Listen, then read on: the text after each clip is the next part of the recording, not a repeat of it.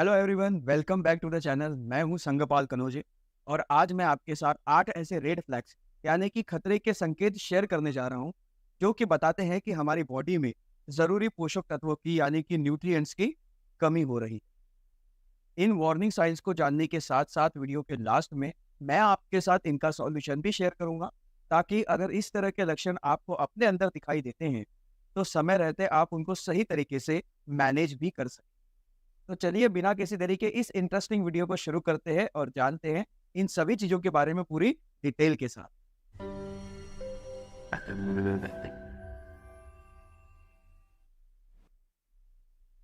दोस्तों, जिस तरह से मशीनों के अंदर वार्निंग साइन बने होते हैं, फॉर एग्जांपल अगर आपके मोबाइल के अंदर बैटरी कभी लो हो जाती है तो वो वहां पर वार्निंग आती है कि इसकी बैटरी लो हो रही है, इसको रिचार्ज कर। या फिर कई बार आपके मोबाइल में जब डेटा बहुत ज्यादा इकट्ठा हो जाता है तो लो स्टोरेज की वार्निंग आने लगती है। ये एग्जांपल मैं आपको इसलिए दे रहा हूँ क्योंकि मोबाइल हम सभी के पास होता है, तो शायद आप उससे रिलेट कर पाएंगे। ठीक इसी तरीके से कुदरत ने हमारे बॉडी के अंदर बहुत सारे अलग अलग वार्निंग साइन रखे हैं, जिनको अगर हम पहचान ले तो हम समझ सकते हैं कि हमारी बॉडी के अंदर क्या चल रहा है। इन लक्षणों को समझना दोस्तों बहुत ही ज्यादा इंपॉर्टेंट होता है, क्योंकि इनको अगर हम समझ जाएंगे तो इनके अकॉर्डिंग हम सही एक्शन ले सकते हैं और इन चीजों को जो हमारे बॉडी में कमी आ रही है उनको ठीक भी कर सकते हैं। तो सबसे पहला साइन, सबसे पहला लक्षण होता है परसिस्टेंट फैटिग, यानी हर समय थका थका महसूस करना। दोस्तों, कई बार हम पूरी नींद लेने के बावजूद या खूब सारा आराम करने के बावजूद भी हर समय थके थके से रहते हैं। ऐसा अक्सर इसलिए होता है क्योंकि हमारी बॉडी के अंदर कई बार विटामिन B12, आयरन या फिर मैग्नीशियम की डिफिशियंसी हो जाती है। ये तीनों ही वो न्यूट्रिशियंस है जो कि हमारे बॉडी के अंदर एनर्जी प्रोड्यूस करने का काम करते हैं, ताकत लाने का काम करते हैं। अब इन तीनों न्यूट्रिशंस को आपको कैसे पूरा करना है और इसके लिए आपको क्या-क्या खाना है, क्या नहीं खाना है, इसके बारे में वीडियो के एंड में मैं आपको बताऊँगा। फिलहाल हम लक्षणों के बारे में बात कर रहे हैं, तो अगर आप इनके सॉल्यूशन भी जानना चाहते हैं, तो वीडियो को प्लीज़ स्किप मत कीजिएगा और इस वीडियो को एंड तक पूरी देखिएगा, ताकि आपको सारी बातें अच्छी तरीके से समझ में आ जाए। दूसरा वार्निंग साइन है हेयर लॉस, यानी कि बालों का झड़ना। दोस्तों, अगर आपके बाल बहुत ज़्यादा गिरने लगे हैं, तो इसका मतलब है कि आपके बॉडी को और ज़्यादा प्रोटीन, और ज़्यादा आयरन, और ज़्यादा विटामिन ए और भी ज़्यादा विटामिन ई की ज़रूरत है। वैसे दोस्तों, बालों का थोड़ा बहुत झड़ना एकदम नॉर्मल होता है। अगर रोज़ाना आपके 50 से लेके 60 तक बाल या फिर 100 बाल तक अगर रोज़ झड़ते हैं, तो ये नॉर्मल फिनोमिना है, इसके लिए टेंशन लेने की ज़रूरत नहीं है। लेकिन इससे ज़्यादा अगर आपके बाल झड़ रहे हैं, अगर आप कहीं सोते हैं तो तकिए पर बहुत सारे बाल जमा हो जाते हैं, अगर आप कंघा करते हैं तो उसमें बहुत सारे बाल निकल आते हैं, तो ये एक वार्निंग साइन है। ऐसे में आपको न्यूट्रिएंट्स की तरफ ध्यान देना चाहिए और इनकी जो इनटेक है आपकी अपनी डाइट में, उसको बढ़ा देना चाहिए। तीसरा लक्षण है लॉन्ग टर्म मूड चेंजेस। दोस्तों, अगर आपका मूड बहुत ज़्यादा स्विंग होता रहता है, कभी आपको बहुत ज़्यादा गुस्सा आता है, कभी आप बहुत खुश हो जाते हैं, या फिर कभी आपको कई-कई दिनों तक आपका मन उदास रहता है, डिप्रेशन में रहता है, तो ऐसा आम तौर पर उन लोगों में होता है जिनके अंदर या तो ओमेगा 3 फैटी एसिड की कमी होती है, या फिर विटामिन डी की कमी होती है, या फिर विटामिन बी, यानी कि जितने भी बी कॉम्प्लेक्स वाले विटामिन होते हैं उनकी कमी हो जाती है। ये जितने भी विटामिन्स और जो फैटी एसिड मैंने आपको बताए हैं दोस्तों, ये हमारी बॉडी के अंदर स्ट्रेस हार्मोन को कंट्रोल में रखते हैं, उसको काउंटर करते हैं। चौथा लक्षण है दोस्तों फ्रीक्वेंट इलनेस, यानी कि कुछ लोग ऐसे होते हैं जो बार-बार बीमार पड़ते रहते हैं। कभी खाँसी हो जाती है, कभी बुखार हो जाता है, तो कभी हमारा जो है पेट खराब हो जाता है। ऐसा अक्सर उन लोगों के साथ होता है जिनके लोगों के अंदर विटामिन ए की, विटामिन सी की, विटामिन डी की या फिर ज़िंक की कमी हो जाती है। ये सभी वो विटामिन्स या न्यूट्रिएंट्स हैं जो कि हमारे इम्यून सिस्टम के प्रॉपर फंक्शनिंग के लिए होते हैं। तो अगर आप बार-बार बीमार पड़ रहे हैं, बार-बार इन्फेक्शन आपको हो रहे हैं, थोड़ा-सा भी मौसम बदलता है तो आप बीमार पड़ जाते हैं, ऐसे केस में आपको देखना चाहिए कि आपके अंदर हो सकता है इन न्यूट्रिएंट्स की कमी हो रही है। पाँचवां लक्षण है पुअर वुंड हीलिंग, यानी अगर आपको कोई चोट लग जाए, मान लीजिए कहीं पर आपको चोट लग गई या फिर कोई जख्म हो गया या कट लग गया और वो जो है ठीक होने में ज़रूरत से ज़्यादा समय ले रहा है, तो इसका मतलब ये है कि आपके बॉडी के अंदर 3 चीज़ों की कमी हो रही है। या तो विटामिन सी कम है, या प्रोटीन कम है, या फिर आपके अंदर ज़िंक की कमी। अच्छा दोस्तों, इस तरह की प्रॉब्लम अक्सर डायबिटिक पेशेंट के अंदर देखने को मिलती है। अगर उनके अंदर शुगर बढ़ी रहती है, शुगर कंट्रोल में नहीं होती है, तो हीलिंग प्रोसेस स्लो हो जाता है, जख्म भरते नहीं। लेकिन ज़ाहिर-सी बात है, अगर आप डायबिटिक है तो आपको पता होगा कि आपके अंदर डायबिटीज़ है और ऐसे केस में आप डिफरेंशिएट कर पाएँगे कि आपके अंदर हीलिंग क्यों नहीं हो रही। छठा लक्षण है ड्राई स्किन, यानी स्किन का शुष्क हो जाना। दोस्तों, ड्राई स्किन शो करती है कि या तो आप पानी कम पीते हैं या फिर आपके अंदर विटामिन ए कम हो रहा है या विटामिन सी या फिर विटामिन ई आपके अंदर कम। क्योंकि ये तीनों ही वो विटामिन्स है जो कि हेल्दी स्किन के लिए और स्किन के अंदर हाइड्रेशन बनाने के लिए, नमी बनाए रखने के लिए ज़रूरी होते हैं। वैसे ड्राई स्किन सर्दियों में होना एक अलग बात है, क्योंकि सर्दियों में मौसम की वजह से ये सारी प्रॉब्लम्स होती है। लेकिन अगर 12 महीने आपकी स्किन ड्राई रहती है या आप सब कुछ लगाते भी हैं, आप मॉइस्चराइज़र भी अप्लाई करते हैं, लेकिन थोड़ी देर में वापस से आपकी स्किन ड्राई हो जाती है, तो ऐसे केसेस में आपको ध्यान देना चाहिए, इन तीनों में से कोई ना कोई विटामिन आपके अंदर कम हो। 7वां लक्षण है रेस्टलेस लेग सिंड्रोम।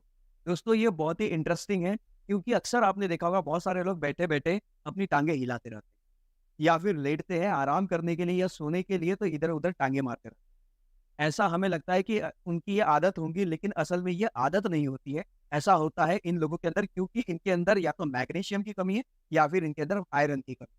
तो नेक्स्ट टाइम अगर आपको कोई इस तरह का इंसान दिखता है या फिर आपके घर में अगर कोई इंसान है जो बैठे-बैठे टाँगे हिलाते रहता है या फिर इधर-उधर टाँगे मारते रहता है, तो उनको आप बता देना कि या तो आपके अंदर मैग्नीशियम की कमी हो रही है या फिर आयरन की कमी हो रही है। 8वां और लास्ट लक्षण है बॉडी में मसल्स मास का घटना और हर समय हड्डियों में दर्द रहना। दोस्तों जैसे-जैसे हमारी उम्र बढ़ती है, वैसे-वैसे हमारी बॉडी का मसल्स मास है वो घटने लगता है। इनफैक्ट कुछ स्टडीज़ में यहाँ तक कहा गया है कि हर एक 10 साल के अंदर इंसान की बॉडी में करीब 8% तक का मसल्स जो है वो कम हो जाता है और करीब 20% तक का जो बोन डेंसिटी जो है हर 10 साल में घटने लगती है। अगर इस तरह के लक्षण आपके अंदर आपको नज़र आते हैं, तो जान जाइए कि आपके अंदर प्रोटीन्स की कमी है, कैल्शियम की कमी है और दूसरे जो विटामिन्स और मिनरल्स ज़रूरी होते हैं हमारी बॉडी में एनर्जी को प्रोड्यूस करने के लिए, उनकी भी कमी हो रही है। अब सवाल आता है कि अगर इस तरह का कोई भी लक्षण आपको अपने अंदर नज़र आता है, तो आपको करना क्या है? तो इसके लिए आपको ऐसी डाइट लेनी चाहिए जिसमें बहुत सारे फ्रूट हो, बहुत सारे वेजिटेबल हो, बहुत सारे प्रोटीन भी हो और हेल्दी फैट भी इसके अंदर हो। तो मैं आपको ऐसे 5 अलग-अलग कैटेगरीज़ के फूड बताने वाला हूँ, जो कि आपको अलग-अलग कंडीशन में बहुत ही ज़्यादा फ़ायदा करेंगे और आपके अंदर सभी तरह के न्यूट्रिशंस डिफिशियंसी को कम कर देंगे। तो सबसे पहली फूड कैटेगरी है दोस्तों, दालें और पत्तीदार सब्जियाँ। दोस्तों अगर आपको आयरन की या फिर बी विटामिन्स की कमी है, तो आप दाल को खास तौर पर तूर की दाल और मसूर की दाल, इन दोनों दालों को हफ्ते में कम से कम 2 या 3 बार ज़रूर खाएँ।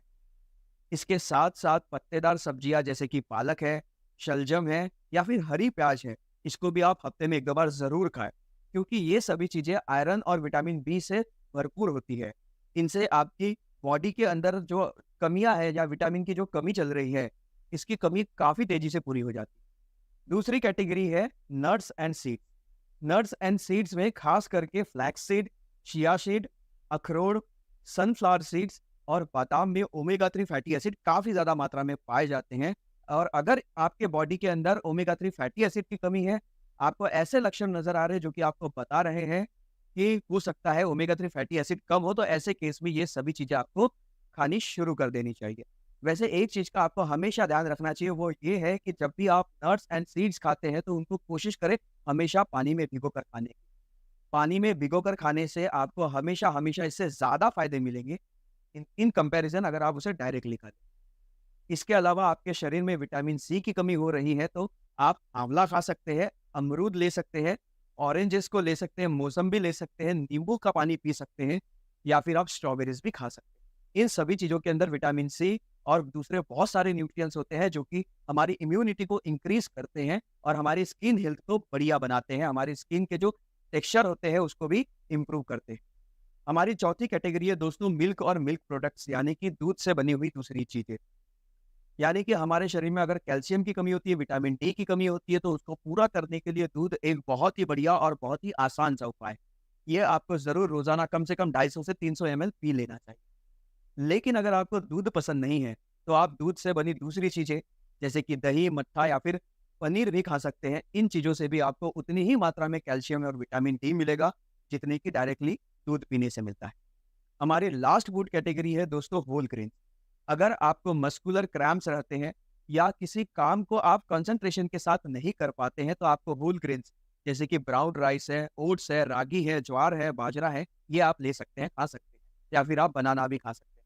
इन सभी चीज़ों को खाने से आपके ब्रेन का कंसंट्रेशन भी बढ़ता है और आपके बॉडी के अंदर सभी तरह के न्यूट्रिशंस की जो मात्रा है, वो बढ़ने लगती है और इनके अंदर फाइबर भी काफ़ी ज़्यादा मात्रा में होता है, जिनसे आपका डाइजेशन भी बहुत अच्छा रहता है।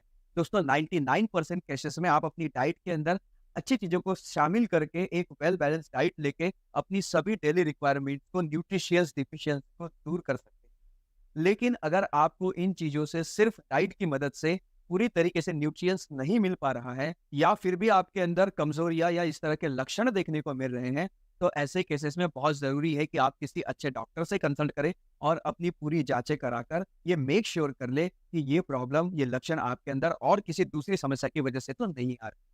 और अगर ऐसा है तो अपने डॉक्टर के परामर्श के हिसाब से उसका प्रॉपर इलाज कराना भी बिल्कुल ना भूलें। दोस्तों मुझे उम्मीद है आज की ये वीडियो आपको ज़रूर पसंद आई होंगी और आपने इस वीडियो से ज़रूर कुछ ना कुछ नई बात सीखी होगी। अगर आपको ये वीडियो पसंद आई होगी तो इसे लाइक करें और अपने सभी फ्रेंड्स और फैमिली मेंबर के साथ इसे शेयर ज़रूर करें ताकि वो भी अपने हेल्थ के प्रति एजुकेट हो।